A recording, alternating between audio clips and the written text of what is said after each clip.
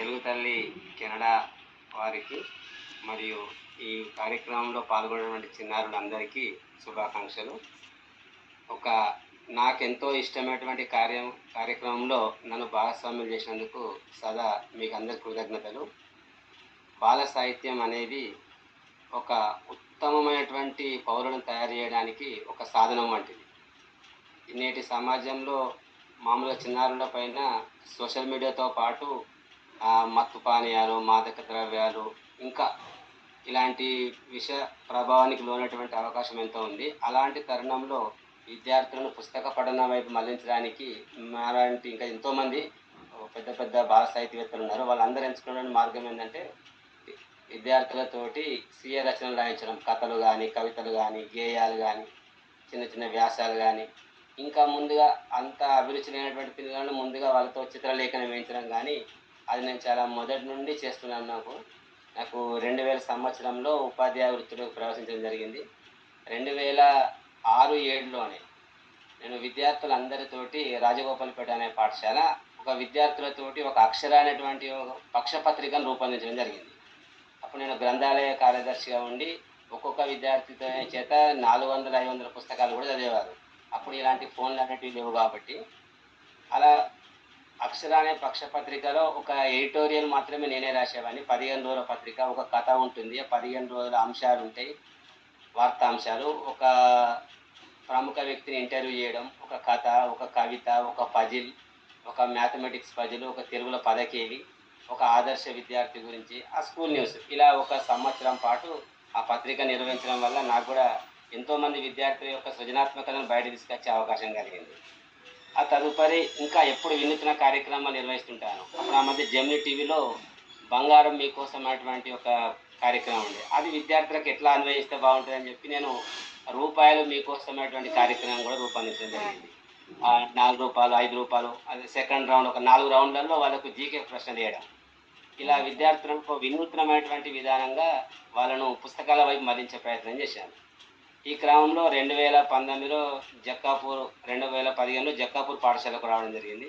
అక్కడ 2019లో జక్కాపూర్ బడిపిల్లల కథలు అనేటువంటి పుస్తకాన్ని ఆ విద్యార్థులు రూపొందించడం, ఆ పుస్తకానికి ఒక తెలుగు బాల సాహిత్యంలోనే ఒక ప్రముఖ పాత్ర పోషించింది. అది ఒక ఊరి పేరుతోటి పుస్తకం రావడం అదొకటి.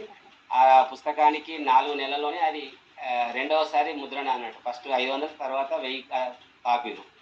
అది దానికి అమెరికాలో ఉన్నటువంటి మొసల్రా మాధవరెడ్డి అని ఫిలడెల్ఫియా తెలంగాణ అసోసియేషన్ వాళ్ళు దాన్ని ముద్రించి, తర్వాత దాని సెకండ్ ఎడిషన్స్ కూడా ముద్రించి అమెరికాలోనే దాన్ని పంపిణీ చేశారు ఒక 50-60 మందికి. అది చాలా పేరు వచ్చింది. దానివల్ల ఎంతోమంది బాల సాహితీవేత్తలు కూడా నాకు పరిచయం అయ్యారు. గరిపల్లి అశోక్ సార్ కానీ, మణికొండ వేదకుమారి ఇలాంటి వాళ్ళు. అక్కడికి ఒక మారుమూల పాఠశాల జక్కాపూర్ అనేది, అక్కడికి వచ్చి ఆ పుస్తకాన్ని ఆవిష్కరించడం కాకుండా ఆ పుస్తకం యొక్క ప్రాముఖ్యతను ఎక్కడికో తీసుకెళ్లారు, ఖండాంతరాలు దాటించారు. ఆ రోజు నుండి నేను చాలా మందికి పరిచయం కావడం జరిగింది. అంతకుముందు 15 సంవత్సరాలు చేస్తున్నా కూడా ఎవరికి ఎక్కువ తెలియదు నేను వాస్తవానికి. ఇక ఆ క్రమంలో వారి నుంచి ఒక 74 మంది విద్యార్థులతోటి మన స్వర్ణోత్సవం 75 సంవత్సరాల సందర్భంగా, స్వతంత్రం వచ్చి 75 సంవత్సరాల సందర్భంగా ఆ 75 మంది విద్యార్థులతోటి మధుర పద్మాలు అనేటువంటి కవితల పుస్తకం తీయడం జరిగింది. ఇంకా ఇంకొకటి డ్రాయింగ్ కూడా ఆ జక్కాపూర్ విద్యార్థులై 300 దాకా డ్రాయింగ్స్ వచ్చిన వివిధ పత్రికలలో. ఒక ఈనాడు ఆయిబుజ్జి అని ఉంటుంది, అందులోనే 230 డ్రాయింగ్స్ రావడం జరిగింది. ఇంకా ఆ విద్యార్థుల యొక్క బహుమతులు 35,000 దాటి నగదు బహుమతులు. ఏ కథల కాంపిటీషన్ పెట్టినప్పుడు కూడా కంపల్సరీ ఏదో ఒక ప్రైజ్ ఉండేది. వారి యొక్క పురస్కారాలు హైదరాబాద్లో రవీంద్ర భారతి అంటే ఒక కళలకు పుట్టిల్లు, కళా వేదిక. అది రవీంద్ర భారతి ప్రైజ్ అందుకోవడానికి నాకు ఒక ఉద్యోగం వచ్చినాక కూడా ఈ 24 years పట్టింది. కానీ నా విద్యార్థులు 7వ తరగతి వాళ్ళు, 8వ తరగతి వాళ్ళు, 10వ తరగతి వాళ్ళు కూడా రవీంద్ర భారతిలో వారి యొక్క కథలో కానీ, డ్రాయింగ్లో కానీ ప్రైజులు తీసుకోవడం జరిగింది. అదంతా నాకు చాలా సంతోషం కలిగింది. ఒకసారి 2018లో ఇండియన్ ఎక్స్‌ప్రెస్‌లో కూడా ఈ బాల సాహిత్యం గురించి, నేను చేసే బాల సాహిత్య కృషి గురించి కూడా ఆర్టికల్ రావడం జరిగింది. అది చాలా మనం ఇచ్చినటువంటి చిన్న సాహితీ సేవకు గుర్తింపుగా భావిస్తాను. ఇక ఈ మధ్య ఇప్పుడు నేను అనంతసాగర్ ఉన్నత పాఠశాలలో పనిచేస్తున్నాను. అక్కడ కూడా ఒక సంవత్సర కాలంలోనే అక్కడ ఓ 20-25 మంది విద్యార్థులను మంచి కథా రచయితలు తయారు చేసి వాళ్ళు కూడా ఒక అనంత సాగర్ అక్షర కిరీటాలు అనే పుస్తకాన్ని కూడా మన ఆగస్టు 21వ తేదీన ఆవిష్కరించడం జరిగింది. అందులో ఒక 7వ తరగతి అబ్బాయి విశ్వతేజ అని 11 సంవత్సరాల అబ్బాయే. అతడు కూడా మన తెలుగు తల్లి కెనడాలో కూడా ఆగస్ట్ మార్చి నెలలో కూడా ఒక కథ చెప్పడం జరిగింది. ఆ అబ్బాయిలో కూడా చాలా షార్ప్ ఉంది. మంచి మంచి విభిన్నమైనటువంటి కథలు. మళ్ళీ నేను చెప్పేటువంటి విద్యార్థులు రాసిన కథలన్నీ దాదాపుగా సామాజిక సంఘటనలే. వీళ్ళు పశువుల గురించి, పక్షుల గురించి, జంతువుల గురించి చాలా తక్కువ రాస్తుంటారు. వారు వారు ఎదుర్కొన్నటువంటి సంఘటనలు ఇప్పుడు మన దగ్గర చెప్పినటువంటి విద్యార్థుల్లాగా. ఆ విశ్వతేజ అబ్బాయి కూడా 11 సంవత్సరాల వయసులో దాదాపు 23 కథలు రాశాడు. అతనికి కూడా ఒక సెపరేట్ బుక్‌గా విశ్వతేజం అనేటువంటి పుస్తకం ఆవిష్కరించడం జరిగింది. మణికొండ వేదకుమారు, గరిపల్లి అశోక్ సారు, ఒక తెలుగు విశ్వవిద్యాలయం అది ఉస్మానియా విశ్వవిద్యాలయ తెలుగు ఆచార్యులు రఘు గారు కలిసి వాళ్ళు చాలా ముచ్చటపడ్డారు అంత చిన్న ఏజ్‌లో అన్ని కథలు రాయడం. ఇది చూసి వి6 అనే న్యూస్ ఛానల్ రిపోర్టర్ కూడా రావడం జరిగింది. అతడు కూడా ఈ మధ్య మొన్నటి లాస్ట్ సండే రోజు తీన్మార్ వార్తలంటే చాలా ప్రాధాన్యత ఎక్కువ మంది వీక్షకులు ఉన్నటువంటి న్యూస్ ఛానల్. ఆ తీన్మార్ వార్తలో కూడా ఒక 2:30 నిమిషాల పాటు ఈ విద్యార్థుల గురించి, బాల కథకుల గురించి, వాళ్ళ పరిచయాలు, వాళ్ళు చేసినటువంటి కథల విధానం అదంతా కూడా ప్రసారం చేయడం బాల సాహిత్యానికి లభించినటువంటి గౌరవంగా భావిస్తున్నాను. ఈ రోజులో ఇంకా అన్ని చోట్ల చాలామంది ఈరోజు కష్టపడి పనిచేస్తున్నారు. చాలా ఎక్కడ కథల పోటీలు పెట్టినా కూడా బాగా చేస్తున్నారు. ఈ సిద్దిపేటలో సుగుణ సాహితీ అని ఒక ఎన్ఆర్ఐ మొసళ్ళ మాధవరెడ్డి అధ్యక్షతన నేను కన్వీనర్గా పనిచేస్తున్నాను. ఒకటే జిల్లాలో కథల పోటీ నిర్వహిస్తున్నాం 2000 సంవత్సరాల నుంచి. మొదట్లో 100 మంది రాసేవారు కథలు, ఓ 10 స్కూల వాళ్ళు. ఇప్పుడు ఈ సంవత్సరం అంటే ఇది 6వ సంవత్సరం. మొన్న 400 కథలు రాయడం జరిగింది ఒకటే జిల్లాలో. వారి న్యాయ నిర్ణేతలు మేము ఎప్పుడైనా ఉగాదికి పోటీలు నిర్వహించి ఉగాదికే బహుమతులు ఇచ్చేవాళ్ళం. మాకు ఆ న్యాయ నిర్ణేతలు ఆ కథలన్నీ బాగున్నాయి. అవి వడబోసేసరికి రిజల్ట్ ఇచ్చేసరికి మాకు ఆ కార్యక్రమం నిర్వహించడం మాకు శ్రమ మించిన భారమై దాని ప్రోగ్రామే వాయిదా పడ్డది. అది ఇప్పుడు త్వరలో దాన్ని నిర్ణయిస్తాం.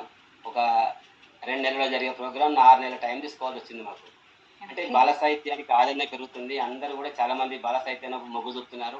పెద్ద పెద్ద ప్రముఖులు కూడా బాల సాహిత్యంలో వాళ్ళ విద్యార్థులను ప్రోత్సహించడము, రచించడము, వాళ్ళకి పోటీలు నిర్వహించడం. హైదరాబాద్లో తెలంగాణ సారస్వత పరిషత్ కానీ, ఈవెన్ ప్రభుత్వ సంస్థ అయినటువంటి తెలంగాణ సాహిత్య అకాడమీ కూడా పిల్లలకు పోటీలు నిర్వహించి కూడా వారి బాల సాహిత్యం పట్ల వారి యొక్క ఆదరణ చెప్తున్నారు.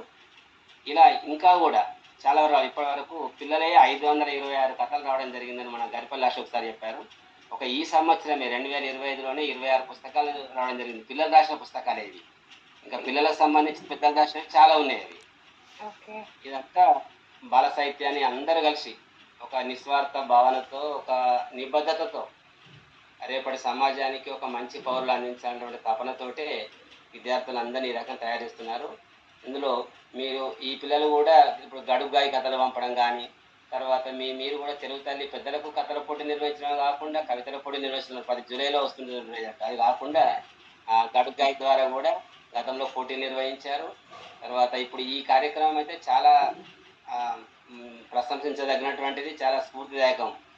మేము ఎప్పుడైనా కథల పోటీలు పెడుతుంటాము, తర్వాత కవితల పోటీలు పెడుతుంటాము. కానీ ఈ స్ఫూర్తితోని నేను కూడా ఈ సంవత్సరం బహుశా డిసెంబర్, నవంబర్లో స్టోరీ టెల్లింగ్ కాంపిటీషన్ పెట్టాలని కూడా మేము డిస్కషన్ చేయడం జరిగింది. మాకు అక్షర చైతన్యం ఫౌండేషన్ అని ఉంది. ఆ అక్షర చైతన్యం ఫౌండేషన్ తరఫున ఒక మండల స్థాయి లేదా జిల్లా స్థాయిలో ఒక 50 మంది, కనీసం 50 మంది పిల్లలతోటి ఒక రోజంతా ఈ స్టోరీ టెల్లింగ్ ప్రోగ్రామ్ చేద్దామనే ఆలోచన కూడా మాకు ఉంది. ఇది ఇప్పుడు మామూలుగా కవి సమ్మేళనం చేస్తుంటారు. ఇట్లా కథా సమ్మేళనం లాగా కథ చెప్పే కార్యక్రమం కూడా ఇంకా విద్యార్థులకు ఎక్కువ ఎఫెక్టివ్గా ఉంటుంది. కథ చెప్పే టైం కాకుండా ఇట్లా. సార్ మీరు అసలు చాలా సంతోషం సార్. మీరు చెప్పిన ప్రతి మాట, చేసే ప్రతి పని ఎంతో స్ఫూర్తిదాయకం. మీరు 15 సంవత్సరాల ముందు స్టార్ట్ చేసింది ఇప్పుడు రికగ్నిషన్ వస్తుంది. అన్నిటికీ టైం పడుతుంది అంటారు కదా. మీరు అన్నట్టుగా మీకు రవీంద్ర భారతిలో అవార్డు తీసుకోవడానికి 24 ఏళ్ళు పట్టింది. కానీ మీ పిల్లలకి ఇప్పుడే 8వ తరగతిలో, 6వ తరగతిలో వాళ్ళు మీ సక్సెస్ నుండి స్టార్ట్ చేసి వెళ్తున్నారు సార్. గ్రౌండ్ నుంచి కాకుండా మీరు వాళ్ళకు మెట్టును అందించారు. ఇంత మందిని ప్రోత్సహిస్తూ ఉపాధ్యాయ వృత్తి అన్నది పర్సనలీ నాకు చాలా ఇష్టం. అంటే ఉపాధ్యాయుడు చెప్పే ఒక్క మాట ప్రతి ఒక్కరి వెనకాల ఒకరి ఉపాధ్యాయ ప్రోత్సాహం ఉంటుంది సార్. రీసెంట్లీ ఉపాధ్యాయ దినోత్సవం జరిగింది. మొదలుగా మీకు శుభాభినందనలు దానికి. Happy teachers day. ఆ రోజు మీరు మీరు మాకు ఆ రోజు మాట్లాడలేకపోయాము. మీకు అశోక్ గారు సార్కి, దుర్గయ్య సార్ గారికి, మీకు సార్ అందరికీ చాలా సంతోషం. మీరు ఈ ప్లాట్ఫామ్ కి రావడం, ఆ ప్రోగ్రామ్స్ గురించి ఎక్స్ప్లెయిన్ చేయడం, పిల్లలు రాసే కథలు, గేయాలు, గీసే చిత్రకారం అన్ని ప్రజెంట్ చేయడం చాలా స్ఫూర్తిదాయకం సార్. మా పిల్లలు కూడా చూసి చాలా ఇన్స్పైర్ అవుతారు ఇక్కడ. పర్సనలీ మాకు చాలా బెనిఫిషియల్ గా ఉంటుంది మీతో ఇంటరాక్ట్ అవ్వడం. మీరు రావడం ఇక్కడ.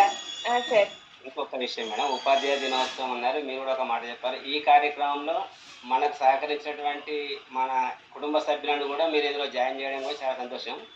ఈ రోజే నేను ఒక ఆర్టికల్ రాయడం జరిగింది, దిశ పత్రికలో వచ్చింది. ఈరోజు ఉపాధ్యాయ దినోత్సవం సందర్భంగా అందరూ ఉపాధ్యాయులకు సన్మానం చేస్తారు, కానీ ఉపాధ్యాయులకు ఏ లోటు రాకుండా వాళ్ళ విధులు సక్రమంగా నిర్వహించడంలో తగిన సహకారం అందించినటువంటి వారి యొక్క జీవిత భాగస్వాములను కూడా సన్మానం ఉద్దేశంతో నేను మొన్న ఉపాధ్యాయ దినోత్సవం రోజు మా శ్రీమతి గారిని సన్మానించడం జరిగింది.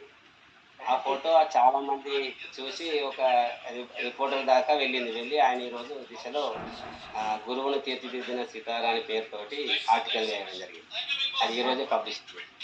Wonderful sir. మీరు ఏది అయినప్పటికీ ఇప్పుడు మీరు చెప్పారు, పిల్లలు కథలు రాయలేకపోతే చిత్రాలు గీయడం, గేయాలు, ఓకే, ఇప్పుడు స్టోరీ టెల్లింగ్ చూసి దాన్ని కూడా ఇన్స్పైర్ అయ్యి మీరు ప్రోగ్రామ్ చేయడం. ఇప్పుడు మీరు అన్నట్టుగా నేను ఇక్కడ హోస్ట్ చేయాలన్నా, మీరు చేయాలన్నా కానీ ఫ్యామిలీ సపోర్ట్ ఎంతో అవసరం సార్.